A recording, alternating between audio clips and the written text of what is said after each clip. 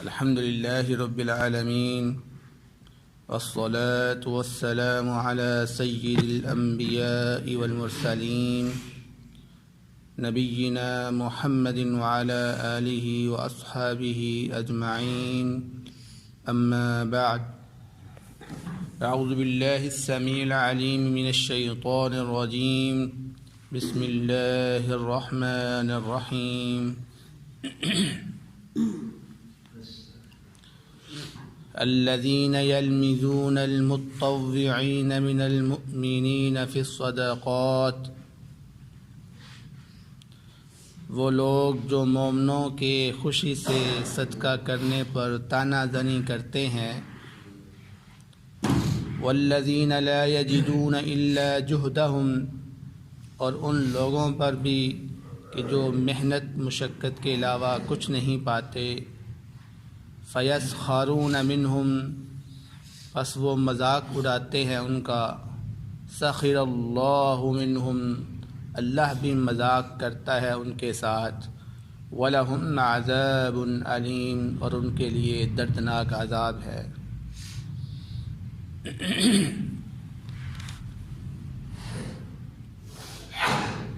سورۃ التوبہ کی آیت نمبر 79 آپ کے سامنے تلاوت کی گئی ہے. اس آیت مبارکہ میں اللہ رب العزت منافقین کی بخیلی کو ذکر کر رہے ہیں کہ جب غزوہ تبوک کا موقع تھا، نبی کریم صلی اللہ علیہ وسلم نے صحابہ کے سامنے چندے کی اپیل کی کہ جنگ پر نکلنا ہے تو اس کے لیے چندے کی ضرورت ہے، ساز و سامان کی ضرورت ہے، لہذا ہر مسلمان جو ہے نا وہ اس کے اندر حصہ ڈالے. تو اس وقت وہ منافقین جو کہ مالا مال تھے، بہت امیر تھے، ہاتھ پہ ہاتھ رکھ کے بیٹھ گئے.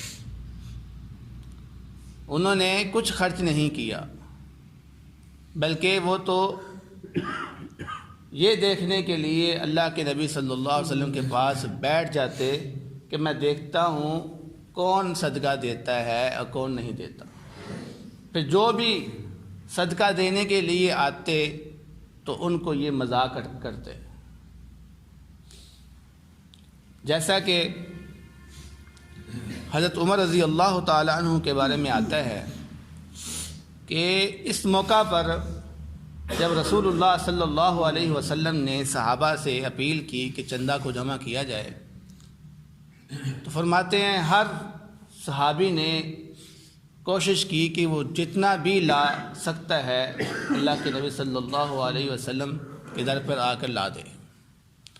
چنانچہ حضرت عمر رضی اللہ تعالی عنہ نے خواہش کی کہ اس موقع پر میں حضرت ابوبکر صدیق رضی اللہ تعالی عنہ سے زیادہ صدقہ لے کر آؤں، کیونکہ عام طور پر یہ ہوتا تھا کہ ہر دفعہ حضرت ابوبکر صدیق رضی اللہ تعالی عنہ صدقے میں بازی لے جاتے تھے حضرت عمر رضی اللہ تعالی عنہ سے. تو عمر رضی اللہ تعالی عنہ کیا کہتے ہیں، اس مرتبہ میں بازی لے جاؤں گا، میں زیادہ صدقہ لے کر آؤں گا. تو جب وہ صدقہ لے کر نبی کریم صلی اللہ علیہ وسلم کے پاس پہنچے تو نبی پاک صلی اللہ علیہ وسلم نے پوچھا، یا عمر کیا لے کر آئے ہو، کیا چھوڑ کر آئے ہو، کیا لے کر آئے ہو اور کیا چھوڑ کر آئے ہو. عمر رضی اللہ تعالی عنہ نے بیان کیا کہ اللہ کے رسول گھر کا آدھا سامان لے کر آ گیا ہوں اور آدھا بچوں کے لیے چھوڑ آیا ہوں. ادھر سے ابوبکر صدیق رضی اللہ تعالی عنہ بھی آ جاتے ہیں، وہ اپنا سامان پیش کرتے ہیں. تو اللہ کے نبی پوچھتے ہیں کہ اے ابوبکر صدیق آپ بتائیں کہ کیا لے کر آئے ہو، کیا چھوڑ کر آئے ہو. تو ابوبکر صدیق رضی اللہ تعالی عنہ نے بیان کیا کہ اللہ کے رسول گھر میں جو کچھ تھا سب لے کر آ گیا ہوں اور اللہ اس کے رسول کی محبت کو گھر چھوڑایا ہوں. تو عمر رضی اللہ تعالیٰ عنہ کہتے ہیں کہ اللہ کی قسم آج تک میں ابوبکر صدیق رضی اللہ تعالیٰ عنہ سے آگے نہیں بڑھ سکا صدقے. اتنی میں نے کوشش کی آج، لیکن ابو بکر صدیق رضی اللہ تعالیٰ عنہ نیکی میں پھر مجھ سے آگے بڑھ گئے۔ تو یہ تھا صحابہ کا جوش و جذبہ، دین کے لیے وہ اپنی جہاں پر جان نشاور کرتے تھے، مال بھی ان کے پاس تھا، گھر بار سب کچھ نشاور کر دیتے تھے۔ اور اسی طرح حضرت عثمان رضی اللہ تعالیٰ عنہ، وہ 1000 دینار لے کر نبی پاک صلی اللہ علیہ وسلم کے پاس آئے۔ 1000 دینار، دینار کسے کہتے ہیں؟ سونے کے سکے، سونے کے سکے کو دینار بولتے ہیں۔ تو 1000 سونے کے سکے انہوں نے نبی پاک صلی اللہ علیہ وسلم کی جھولی میں ڈال دیے۔ اب اللہ کے نبی صلی اللہ علیہ وسلم ان سکوں کے ساتھ کھیل رہے ہیں، دیکھ رہے ہیں جی سونا دیکھیں کتنا مال آ گیا ہے ماشاءاللہ، اور ساتھ ساتھ یہ فرما رہے ہیں کہ عثمان، اس عمل کے بعد تم جو بھی عمل کرو گے تمہیں نقصان نہیں پہنچے گا، اس عمل کے بعد تم جو بھی عمل کرو گے تمہیں نقصان نہیں پہنچے گا۔ کیا مطلب؟ یعنی تم گناہ کرو گے تمہیں اس کی سزا نہیں دی جائے گی۔ کیوں؟ اللہ رب العزت نے تمہارے لیے اس نیکی کی وجہ سے جنت لکھ دی ہوئی ہے۔ تو یہ ان کے صدقات تھے، یہ جذبات تھے جس کی وجہ سے اللہ رب العزت نے دنیا کے اندر ان کو جنت کی بشارت دے دی تھی۔ ابو بکر فی الجنہ، عمر فی الجنہ، عثمان فی الجنہ، علی فی الجنہ، نام لے کر اللہ کے نبی صلی اللہ علیہ وسلم نے فرمایا تھا ان کو سرٹیفکیٹ مل چکا ہوا ہے۔ اور آج کے بعد اگر یہ غلطی بھی کرتے ہیں تو ان کی غلطی کا ان سے مواخذہ نہیں کیا جائے گا۔ آج افسوس ہوتا ہے ہم لوگوں پر کہ جو ان صحابہ کو برا بھلا کہتے ہیں، گالی گلوچ دیتے ہیں وہ ان صحابہ کو تو جن کو اللہ رب العزت نے دنیا کے اندر جنت کا سرٹیفکیٹ دے دیا۔ جب جنت کا سرٹیفکیٹ مل گیا اور یہ فرما دیا کہ تم جو بھی غلطی کرو تمہارا مواخذہ نہیں کیا جائے گا، تو آج ہمارا کیا حق بنتا ہے کہ ہم ان کے اوپر انگلی اٹھائیں کہ انہوں نے یہ کام نہیں صحیح کیا، انہوں نے یہ کر دیا، انہوں نے یہ کر دیا؟ کوئی حق نہیں بنتا۔ یہ ہمارے لیے بربادی ہے، ہم اپنے آپ کو تباہی میں لے کر جاتے ہیں۔ کہاں ہم، کہاں وہ صحابہ؟ ذرا بات کرنے سے پہلے اپنا مقام بندہ سوچ لے کہ میں کس جگہ پر ہوں، اور میں اللہ کے کتنے قریب ہوں، اور میں کن لوگوں کے بارے میں بات کر رہا ہوں۔ یہ انتہائی خطرناک بات ہے اور اپنے آپ کو جہنم میں ڈالنے والی بات ہے کہ اگر ہم نااہل ہوتے ہوئے بھی ان لوگوں پر انگلیاں اٹھاتے ہیں جو جنت کے حقدار ہیں۔ تو اللہ رب العزت آگے فرما رہے ہیں والذین لا یجدون الا جہدہم، اور وہ ان لوگوں پر بھی طعنہ زنی کرتے ہیں کہ جو محنت مشقت کے علاوہ کچھ نہیں پاتے۔ یعنی نبی پاک صلی اللہ علیہ وسلم کا جب یہ فرمان آیا کہ چندے کی ضرورت ہے، چندہ لے کر آؤ، تو وہ صحابہ جن کے پاس کھانے پینے کے علاوہ کچھ نہیں ہوتا تھا، یعنی محنت مزدوری کرتے تھے اور کھانا کھا لیتے تھے، اس کے بعد گھر خالی ہے، کچھ بھی نہیں ہے، تو صحابہ فرماتے ہیں کہ ہم نے اس فرمان کے بعد محنت مشقت کو دونا کر دیا، اور جتنا بھی ہم سے ہو سکا ہم اس کو لے کر نبی کریم صلی اللہ علیہ وسلم کے پاس پیش ہوئے۔ یہاں تک کہ ایک واقعہ ابو عقیل رضی اللہ تعالیٰ عنہ کا بیان کیا جاتا ہے کہ انہوں نے اس فرمان کے بعد رات کو سوئے نہیں، وہ ساری رات وہ مزدوری کرتے رہے کہ یہودی کی فصل کو پانی لگاتے رہے، کنویں سے پانی نکال کر، اور صبح جب ان کو اس کی مزدوری ملی تو مزدوری میں کیا ملتا ہے؟ ایک کھجور کا ٹوکرا۔ ساری رات کنویں سے پانی نکال کر کھیتوں کو لگایا ہے، صبح مزدوری کیا ملی ہے؟ کھجوروں کا ایک ٹوکرا۔ تو انہوں نے کیا کیا؟ اس ٹوکرے کو آدھا گھر میں رکھ دیا بچوں کے لیے، اور آدھا ٹوکرا نبی پاک صلی اللہ علیہ وسلم کے سامنے پیش کر دیا۔ نبی کریم صلی اللہ علیہ وسلم نے جب ان کے حال کو دیکھا کہ ساری رات محنت مزدوری کر کر میرے لیے یہ کھجوریں لے کر آیا ہے، تو فرمایا تمہاری یہ تھوڑی سی کھجوریں سارے ساز و سامان پر بھاری پڑ گئی، کیونکہ جس اخلاص سے، جس تم شانہ شان سے یہ لے کر آئے ہو، اس کے مقابلے میں کوئی چیز نہیں ہے۔ اس لیے کہتے ہیں غریب کا 1 روپیہ بھی امیر کے لاکھ سے بہتر ہوتا ہے، کیونکہ امیر جب 1 لاکھ نکالتا ہے تو اس کے پاس پھر بھی لاکھوں ہوتا ہے، لیکن غریب کے پاس جب وہ 1 روپیہ نکالتا ہے تو پیچھے کمی پڑ جاتی ہے اس کو، اور کیونکہ پہلے بھی کمی ہوتی ہے اور کمی ہو جاتی ہے۔ تو اس کا اخلاص اس میں زیادہ ہوتا ہے، تبھی وہ کم ہونے کے باوجود بھی اللہ کی راہ میں خرچ کرتا ہے۔ تو منافقین نے جب دیکھا کہ اللہ کے نبی صلی اللہ علیہ وسلم نے اس تھوڑی سی کھجوروں کو بڑی اہمیت دی ہے، تو اللہ کے نبی صلی اللہ علیہ وسلم نے پورے ڈھیر کے اوپر اس کو پھیلا دیا، کیونکہ یہ سارے سامان پر بھاری تھی، پورے سامان کے اوپر اس کو پھیلا دیا۔ تو منافقین وہاں پر مذاق اڑانا شروع ہو گئے، بھلا اس تھوڑی سی کھجوروں سے کیا اللہ کو فائدہ ہوگا، اس سے اچھا تو نہ ہی لے کر آتا، بھائی اس سے کون سا غزوہ انہوں نے فتح کر لینا ہے، اس سے کون سا جو ہے نا وہ حاجت و ضروریات پوری ہو جانی ہے، یہ تم اتنا سا سامان لے کر آ گئے ہو۔ تو اس طرح کی باتیں کرنا، مذاق کرنا انہوں نے شروع کر دیا صحابی کو۔ تو اللہ رب العزت نے قرآن پاک کی اس آیت کو نازل کر دیا اور فرمایا فَيَسْخَرُونَ مِنْهُمْ کہ وہ مذاق اڑاتے ہیں ان کا۔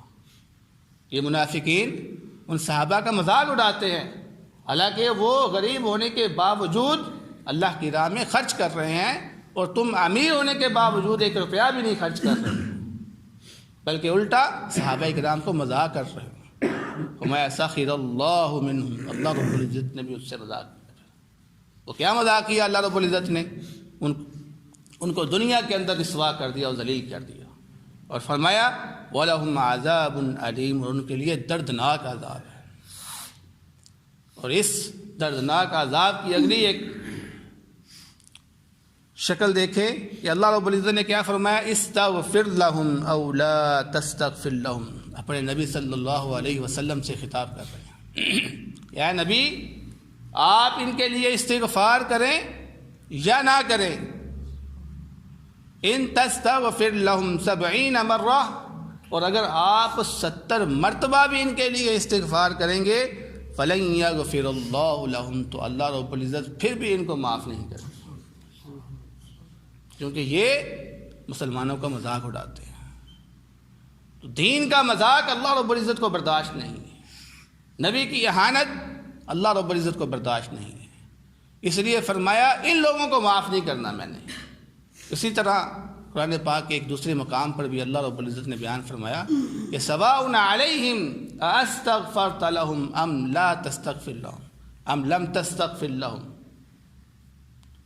لن یغفر اللہ لهم، آپ ان کے لیے استغفار کریں یا نہ کریں برابر ہے، اللہ رب العزت فرماتا ہے میں ان کو معاف نہیں کروں گا۔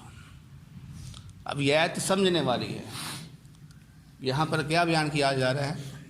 اللہ کے نبی استغفار کا مطالبہ کر رہے ہیں، اور اللہ تعالیٰ کیا کہہ رہے ہیں؟ اس مطالبے کو رد کر دیا اللہ تعالیٰ نے کہ نہیں اس معاملے میں آپ کی بات نہیں سنی جائے گی۔ تو یہاں پر ان لوگوں کو تھوڑا سا خیال کرنا چاہیے کہ جو لوگ یہ شعر پڑھتے ہیں کہ خدا کا پکڑا چھڑا لے محمد، خدا کا پکڑا چھڑا لے محمد، محمد کا پکڑا چھڑا کوئی نہیں سکتا، نعوذ باللہ ان کا یہ کہنا ہے کہ اگر اللہ رب العزت نے ہماری پکڑ کر لی تو اللہ کے نبی ہمیں چھڑا لیں گے۔ لیکن یاد رکھو جس نے اللہ کے نبی نے جس کو پکڑ لیا اس کو کوئی نہیں چھڑا سکتا۔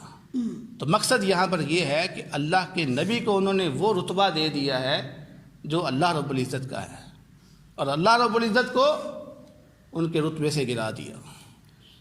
تو بعض لوگوں نے اللہ کو چھوڑ دیا اور نبی کو اللہ کا درجہ دے دیا، اس لیے جو احکام جو حقوق اللہ رب العزت کے تھے وہ تمام کے تمام انہوں نے نبی کو دے دیا کہ نبی کو راضی کرو، نبی کو خوش کرو، بس اللہ کو چھوڑو، کیونکہ انہوں نے یہ تصور کر لیا تھا کہ نبی جو ان سے نا وہ سب کچھ کر سکتا ہے، کیونکہ اگر اللہ نے ہماری پکڑ کر لی تو چھڑانا تو نبی نے ہے، اس لیے نبی کے پاس جاؤ، نبی کو وہ حقوق دو، لہذا نبی کے بارے میں وہ غلف کر دیا، نبی کو خدا بنا دیا۔ اس طرح یہودیوں نے حضرت عزیر السلام کو خدا بنا دیا، عیسائیوں نے مسیح علیہ السلام کو خدا بنا لیا، ہمارے مسلمانوں نے نبی کو خدا بنا دیا۔ افسوس ہوتا ہے، ایسے لوگوں کو اس آیت کا مطالعہ کرنا چاہیے کہ اللہ رب العزت کیا کہہ رہے ہیں، ان تستغفر لهم 70 مرہ لن یغفر اللہ لهم، کہ اے نبی اگر آپ 70 مرتبہ بھی ان کے لیے استغفار کریں گے میں ان کو معاف نہیں کرنے والا۔ تو یہاں تو اللہ رب العزت نے پکڑ لیا ہے، اور نبی کریم صلی اللہ علیہ وسلم کیا چھڑا سکے؟ نہیں چھڑا سکے، اور وہ کیا کہتے ہیں؟ خدا کا پکڑا چھڑا لے محمد، غلط ہے۔ جس کو اللہ رب العزت پکڑ لے پھر اس کو کوئی نہیں چھڑا سکتا، جس کو اللہ پکڑ لے اس کو کوئی نہیں چھڑا سکتا۔ اسی طرح نبی کریم صلی اللہ علیہ وسلم نے اپنے چچا ابو طالب کے بارے میں بھی جب استغفار کیا تو اللہ تعالیٰ نے کیا فرمایا؟ انک لا تہدی من احببت، اے محمد صلی اللہ علیہ وسلم جس کو آپ چاہتے ہیں ہدایت نہیں دے سکتے، ولکن اللہ یہدی من یشاء، یہ اللہ تعالیٰ کا معاملہ ہے، جس کو وہ چاہتا ہے وہ ہدایت دیتا ہے۔ لہذا اللہ تعالیٰ کے معاملات میں دخل اندازی نہیں ہے، جو اللہ کے معاملات ہے، جو اللہ کے حقوق ہیں، وہ خالق ہے، وہ اسی کا حقدار ہے۔ مخلوق کے حق علیحدہ ہے، عزت دینا، احترام دینا، رتبہ دینا، مرتبہ دینا یہ الگ بات ہے، لیکن اس کا مطلب یہ نہیں کہ جس نے رتبہ دیا ہے، جس نے عزت دی ہے، جس نے نبی بنایا ہے، اس کے ہی حقوق اٹھا کر اس سے چھین کر اس کو دے دیے جائیں۔ نہیں، یہ غلطی ہے، یہ غلطی ہمارے اندر بہت عام ہے۔ اس لیے اللہ کے حقوق اللہ کو دے اور نبی کے حقوق نبی کو دے، یہی حقیقت ہے۔ تو اللہ رب العزت کیا فرما رہے ہیں؟ ذالک بانہم کفروا باللہ ورسولہ، یہ اس وجہ سے ہے کہ انہوں نے اللہ اور اس کے رسول کے ساتھ کفر کیا۔ واللہ لا یہدی القوم الفاسقین، اور اللہ رب العزت نافرمان قوم کو ہدایت نہیں دیتا۔ اللہ رب العزت نافرمان قوم کو ہدایت نہیں دیتا، اس لیے یہ منافقین نافرمانی کرتے تھے تو اللہ رب العزت نے بدلے میں ان سے ہدایت کو چھین لیا، بدلے میں ان سے ہدایت کو چھین لیا۔ تو اب ہمیں اس آیت سے جو سبق مل رہا ہے وہ یہ ہے کہ ہم اللہ رب العزت کی تابع داری کریں اور ہم بخیلی کو چھوڑ دیں اور اللہ کے راستے میں دل کھول کر خرچ کریں، اور یہ یاد رکھیں کہ جس طرح لوگوں نے تصور کر دیا ہوا ہے کہ نبی کو بس راضی کر لو، اللہ کی خیر ہے، یہ غلط ہے، کیونکہ اصل میں لوگوں کا جو نظریہ ہے اس کے پیچھے وہ یہ ہے کہ اللہ کے نبی صلی اللہ علیہ وسلم نے فرمایا کہ میں اپنی امت کی سفارش کروں گا اپنی امت کی، تو وہ کہتے ہیں اللہ کے نبی نے ہمارے لیے سفارش کرنی ہے، لہذا جو مرضی کر لو، جو مرضی گناہ کر لو، معاف تو ہمیں ہو ہی جانا۔ جب سفارش کا ذمہ جو لے لیا اللہ کے نبی نے تو پھر ہم جو مرضی کر لیں، جس طرح عیسائی کہتے ہیں کہ ہمارے گناہوں کا کفارہ حضرت عیسیٰ علیہ السلام نے ادا کر دیا اپنے آپ کو سولی پر چڑھا کر، اب ہم جو مرضی کریں ہماری پکڑ نہیں ہوگی۔ اس طرح ہمارے مسلمانوں نے یہ تصور کر دیا ہے کہ سفارش کا ذمہ اللہ کے نبی نے لے لیا ہوا ہے، لہذا جو مرضی گناہ کرتے جاؤ ہم بخشے جائیں گے، جبکہ اللہ رب العزت کیا فرماتے ہیں کہ من ذا الذی یشفع عنده الا باذنہ، کون ہے جو اس کی اجازت کے بغیر اس سے سفارش کرے گا؟ کسی کے اندر ہمت نہیں ہے۔ سفارش اسی کے بارے میں ہوگی جس کے بارے میں اللہ رب العزت اجازت دے کہ اے نبی صلی اللہ علیہ وسلم یہ بندہ اس سے میں راضی ہوں، آپ اس کے بارے میں سفارش کر سکتے ہیں۔ یعنی سب سے پہلے اللہ رب العزت کا راضی ہونا اس میں لازمی ہے، پھر آپ کے لیے محمد صلی اللہ علیہ وسلم سفارش کریں گے۔ یاد رکھیے اگر اللہ رب العزت آپ سے راضی نہیں ہے آپ کی سفارش نہیں ہو سکتی۔ تو دعا ہے اللہ رب العزت سے جو سنا ہے اس پر عمل کرنے کی توفیق عطا فرمائے۔ بہترین صدقہ جاریہ حاصل کرنے کے لیے اس ویڈیو کو لائک، کمنٹ اور شیئر کرنا مت بھولیں۔